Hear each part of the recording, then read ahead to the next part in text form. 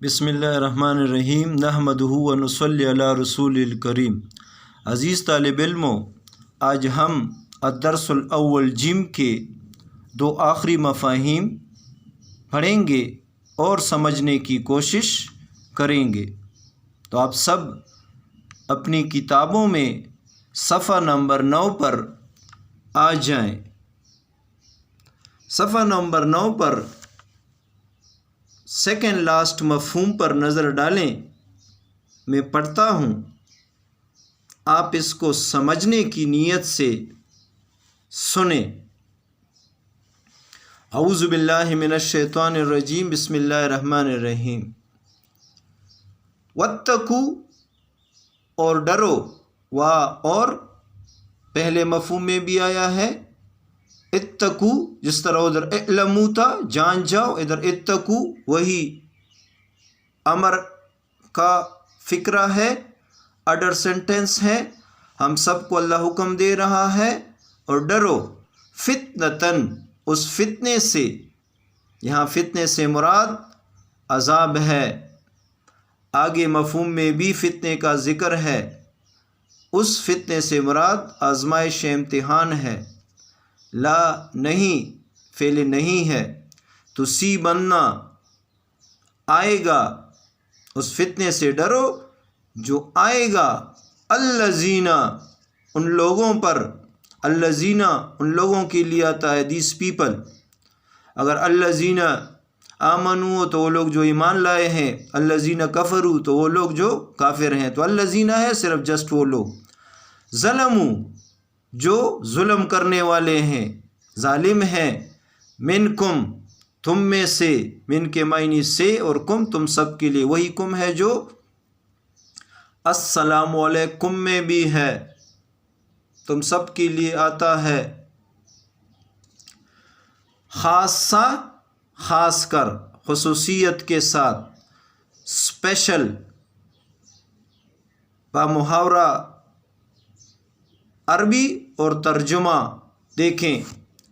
واتقوا فتنة لا تصیبن الذین ظلموا منکم خاصہ، اور اس فتنے سے ڈرو جو خصوصیت کے ساتھ ان لوگوں پر واقع نہ ہوگا، ان لوگوں پر نہیں آئے گا جو تم میں سے گناہگار ہیں۔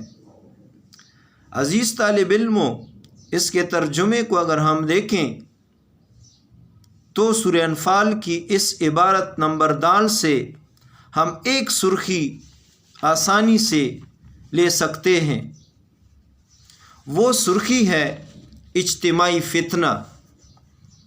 یعنی سورۃ الانفال کی اس عبارت میں اللہ تعالیٰ نے اجتماعی فتنے کے بارے میں فرمایا ہے۔ اب یہ اجتماعی فتنہ کیا ہے؟ اجتماعی تو جانتے ہیں کمبائن، اور فتنہ عذاب، وہ عذاب جو سب لوگوں پر آئے گا، یعنی وہ عذاب گناہ کرنے والوں پر، ظلم کرنے والوں پر، زیادتی کرنے والوں پر تو آئے گا ہی آئے گا، لیکن ان کے ساتھ مظلوم لوگوں پر، بے گناہ لوگوں پر، معصوم لوگ بھی اس کی زد میں آئیں گے۔ یہ کون سا فتنہ، یہ کون سا عذاب ہے؟ عزیز طالب علموں، ہر مومن مسلمان کو امر بالمعروف اور نہی عن المنکر کا پیکر ہونا چاہیے، یعنی ہر مومن مسلمان کو خود بھی نیک عمل کرنا چاہیے اور دوسروں کو بھی نیکی کی ترغیب دینی چاہیے، اور خود بھی برائیوں سے بچنا چاہیے اور دوسرے لوگوں کو بھی برائیوں سے حد الوسع بچانے کی کوشش کرنی چاہیے۔ کسی بھی اسلامی معاشرے میں اگر گناہ، ظلم اور زیادتی، بربریت عام ہو جائے، اس میں گناہ کرنے والے لوگ تو گناہ کرتے ہوں، لیکن جو لوگ گناہ نہیں کرتے ہوں وہ خود کو تو گناہ سے بچاتے ہوں، لیکن ان ظلم کرنے والوں کو، زیادتی کرنے والوں کو، گناہ کرنے والوں کو اس گناہ سے، ان برائیوں سے بچانے کی کوشش نہ کریں، تو یہ نہ کرنے والے بھی ان کے ساتھ برابر کے شریک ہوں گے، کیونکہ ہمارا دین اسلام اجتماعیت کا دین ہے۔ اس میں ہر اس عمل کا ثواب ملتا ہے جو دوسروں کے لیے کیا جائے۔ اگر خود ساری زندگی عبادات میں بندہ مشغول رہے اور دوسروں کی فکر ہی نہ کریں تو ایسی عبادات اور ایسی نیکیاں فائدہ دینے والی نہیں ہے۔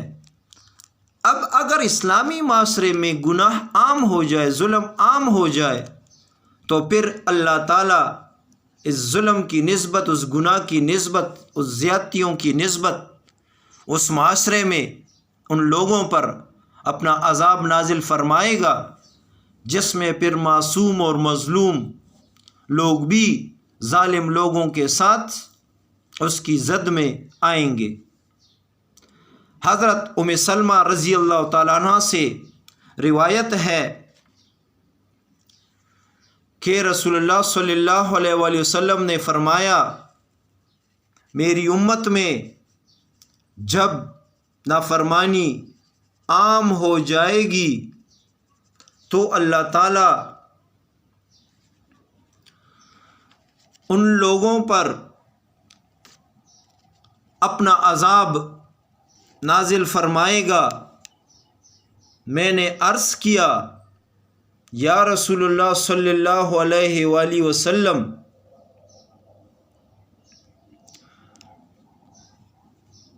کیا اللہ ان نیک لوگوں پر بھی عذاب نازل فرمائے گا؟ آپ صلی اللہ علیہ وآلہ وسلم نے فرمایا، کیوں نہیں؟ تو میں نے پھر عرض کی کہ اللہ تعالیٰ ان نیک لوگوں پر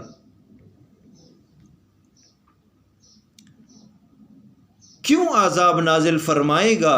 آپ صلی اللہ علیہ وآلہ وسلم نے فرمایا کہ نیک لوگوں پر بھی دنیا میں ویسا ہی عذاب آئے گا جیسا کہ گناہ گاروں پر، لیکن نیک لوگ قیامت کے دن اللہ تعالیٰ کی خوشنودی اور مغفرت حاصل کریں گے۔ عزیز طالب علموں، اس عبارت سے یہ بات واضح ہو گئی کہ ہم سب ایک مسلمان، ایک مومن ہونے کے ناطے خود بھی نیک اعمال کریں اور دوسروں کو بھی نیکی کی ترغیب دیں، اور خود بھی برائی سے بچیں اور دوسروں کو بھی حتی الوسع بچانے کی کوشش کریں۔ نبی پاک صلی اللہ علیہ وآلہ وسلم کا فرمان مبارک ہے، تم لوگ جب کوئی گناہ دیکھو تو اس کو اپنے ہاتھ سے روکو، اگر ہاتھ سے روکنے کی استطاعت نہیں ہے تو پھر اس گناہ کو زبان سے روکنے کی کوشش کرو، اگر زبان سے بھی روکنے کی استطاعت نہیں رکھتے ہو تو پھر کم از کم اس گناہ کو دل میں برا سمجھو۔ آپ صلی اللہ علیہ وسلم نے ساتھ فرمایا کہ گناہ کو دل میں برا سمجھنا یہ ایمان کا سب سے نچلا درجہ ہے۔ عزیز طالب علموں، آپ اس عبارت کے مفہوم کو اچھی طرح سمجھ گئے ہوں گے، ہم سب اس پر عمل کرنے کی بھی کوشش کریں گے انشاءاللہ۔ اب عزیز طالب علموں، اس مشق کے آخری مفہوم پر نظر ڈالیں۔ مفہوم نمبر ہے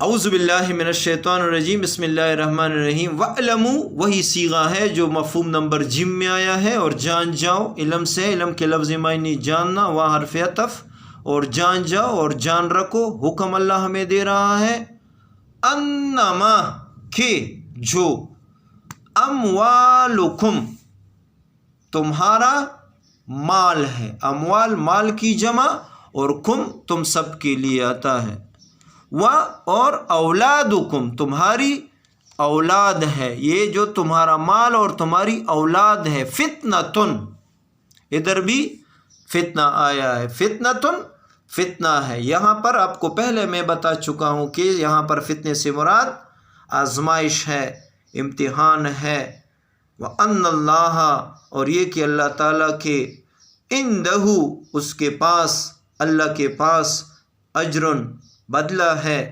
ریوارڈ ہے، عظیم بہت بڑا۔ پھر دیکھیں غور سے، وَاعْلَمُوا أَنَّمَا أَمْوَالُكُمْ وَأَوْلَادُكُمْ فِتْنَةٌ وَأَنَّ اللَّهَ عِندَهُ أَجْرٌ عَظِيمٌ۔ بامحاورہ ترجمہ ہوگا، اور جان رکھو کہ تمہارا مال اور تمہاری اولاد بڑی آزمائش ہے، اور یہ کہ اللہ تعالیٰ کے پاس نیکیوں کا بہت بڑا اجر ہے، بہت بڑا ثواب ہے۔ عزیز طالب علموں، اس مفہوم کے ترجمے پر اگر ہم نظر ڈالیں تو اس کے ترجمے سے ہمیں دو قسم کی باتیں سامنے آتی ہیں۔ اس عبارت میں اللہ تعالیٰ نے مال اور اولاد کو فتنہ قرار دیا ہے، یعنی مال اور اولاد کو یہاں پر آزمائش اور امتحان قرار دیا ہے۔ اب اس میں اگر ہم سرخی دینا چاہیں تو اسی عبارت سے ہم پہلی سرخی یا پہلا ہیڈنگ دیں گے، مال فتنہ یعنی آزمائش ہے۔ اب آگے اگر آپ دیکھیں عزیز طالب علموں، میں نے آگے کویسچن مارک بھی لگایا ہے، سوالیہ نشان بھی دیا ہے۔ یہ اسی لیے دیا ہے کہ یہ مال فتنہ ہے، آزمائش ہے۔ اب کیسے ہے؟ اگر مال کو اللہ تعالیٰ کی رضا کے لیے، اللہ کی خاطر، اللہ کا ڈر دل میں موجود ہو تو انسان مال کو جائز طریقوں سے کمائے، ان طریقوں سے جو طریقے نبی پاک صلی اللہ علیہ وآلہ وسلم نے کمانے کے بتائے ہیں۔ ناجائز طریقے سے مال کمانے سے گریز کرے، وہ طریقے کبھی استعمال نہ کریں جس میں اللہ تعالیٰ کی ناراضگی اور نبی پاک صلی اللہ علیہ وآلہ وسلم کے طریقوں کی مخالفت ہو۔ یعنی مال کو جائز طریقوں سے کما کر جائز طریقوں میں، جائز کاموں میں خرچ کرنے سے یہی مال دنیا میں بھی باعث خیر اور برکت اور آخرت میں بھی نجات کا ذریعہ بن جاتا ہے۔ لیکن اگر مال کو ناجائز طریقوں سے کمایا جائے،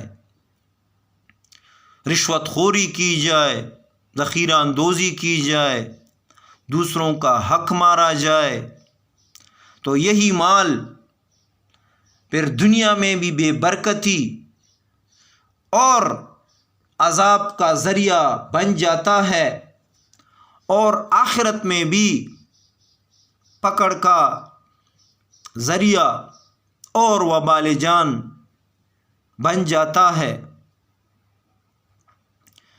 اس عبارت کے دوسرے حصے سے اگر ہم دوسری سرخی لینا چاہیں تو آسانی سے اس کے عربی سے بھی پتہ چلتا ہے، وَأَوْلَادُكُمْ فِتْنَةٌ۔ وہ کیا ہے؟ وہ اولاد فتنہ یا آزمائش ہے۔ اب اولاد آزمائش کیسی ہے؟ اگر اولاد کی تربیت اور پرورش دین کے مطابق کی جائے اور انہیں اللہ تعالیٰ کے احکامات اور نبی پاک صلی اللہ علیہ وآلہ وسلم کے طریقوں کا پابند بنایا جائے تو نبی پاک صلی اللہ علیہ وآلہ وسلم کے فرمان کے مطابق نیک اولاد صدقہ جاریہ ہے۔ اور اگر اولاد کی تربیت اگر دین کے مطابق نہ کی جائے تو یہی اولاد والدین کے لیے بھی وبال جان بن جائے گی اور اولاد کی بھی تباہی اور بربادی کا ذریعہ بن جاتی ہے۔ یہی اولاد، یہی مال جو انسان کو اپنے جان سے زیادہ عزیز ہوتی ہے، اس ہی کی وجہ سے انسان پھر تباہی اور بربادی کا شکار ہو جاتا ہے۔ نبی پاک صلی اللہ علیہ وآلہ وسلم کا فرمان مبارک ہے، اِنَّا لِكُلِّ أُمَّةٍ، یقیناً لِكُلِّ، ہر ایک، امت کا، فتنۃ، ایک فتنہ ہے، وَفِتْنَةٌ أُمَّتِي، اور میری امت کا فتنہ المال، مال ہے۔ یعنی یقیناً ہر ایک امت کا ایک فتنہ ہے، ان کے لیے ایک آزمائش ہے، اور میری امت کا فتنہ مال ہے۔ اسی مال کی وجہ سے انسان دنیا میں بھی نجات پاتا ہے، اور اسی مال کی وجہ سے اگر غلط طریقوں سے کمایا جائے تو پھر دنیا میں بھی پریشانیوں کا سبب اور آخرت میں بھی پکڑ کا ذریعہ بن جاتا ہے۔ پھر اس عبارت کے آخری حصے میں اللہ تعالیٰ نے فرمایا ہے کہ پھر عندہ اجر عظیم، یعنی پھر اللہ تعالیٰ کے قریب، اللہ تعالیٰ کے نزدیک بہت بڑا اجر بھی ہے، اجر عظیم بھی ہے۔ کیا مطلب؟ مطلب یہ کہ مومنوں کو ہمیشہ فکر مند رہنا چاہیے کہ مال اور اولاد کی محبت میں کہیں پڑ کر وہ اللہ تعالیٰ کی آزمائش میں ناکام نہ ہو جائیں۔ اللہ تعالیٰ کے قانون کے مطابق اگر آزمائش میں ناکامی کی صورت میں عذاب کی سزائیں ہیں تو وہاں پر کامیابی کی صورت میں اللہ تعالیٰ نے ان لوگوں کے لیے اجر عظیم کا وعدہ بھی مقرر کیا ہے۔ امید ہے عزیز طالب علموں، آپ مال اور اولاد کے فتنے کو اچھے طریقے سے سمجھ گئے ہوں گے۔ اب اس مکمل درس کو آپ دوبارہ ریوائز کریں اور پھر اس کے مفاہیم اور اس کے جوابات اپنے الفاظ میں لکھیں تاکہ آپ کو اچھے طریقے سے ذہن نشین ہو جائے، اور اس درس کے ساتھ پچھلے درسوں کے کلمات اور تراکیب کو بھی اچھے طریقے سے یاد کر کے ذہن نشین رکھیں تاکہ آئندہ آپ کو کسی بھی آزمائش میں کسی قسم کی کوئی پریشانی کا سامنا نہ کرنا پڑے۔ اللہ تعالیٰ آپ سب کو دنیا اور آخرت کی کامیابیوں سے ہمکنار فرمائے۔ آمین ثم آمین یا رب العالمین۔